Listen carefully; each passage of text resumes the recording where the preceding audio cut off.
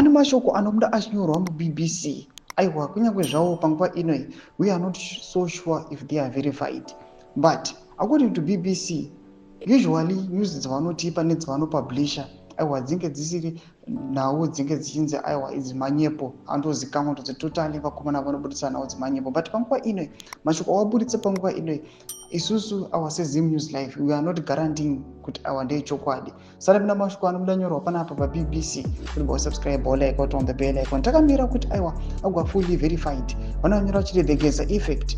According to award winning journalist Upo Chungono, Emerson Mnangagwa sent a delegation to convince Comrade Bombshell Geza to come to the table for negotiations. They promised to rebuild his house, which was destroyed by suspected ZANU-PF supporters, and give him some shares in other companies.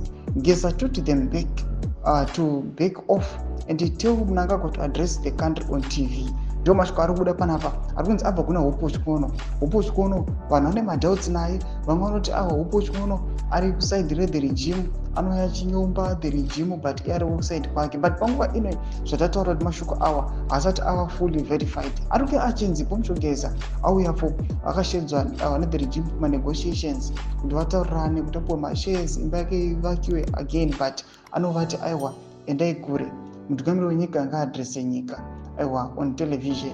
Mashoko ari kuda panapa anakuti ebulletin yapinda ndikupei panapa zvamuzwa kuti aiwa paZIM News Live tinokupai chese changonzi changopinda titoti masupporters edu nemalisteners edu aiwa azive zviri kuitika munyika from all the corners of the world. Tudze mafunguro enyu moti kudii pamusoro pechitiko ichi. Ndinako comment section medu mudze mafunguro enyu, subscribe or like, turn on the bell icon.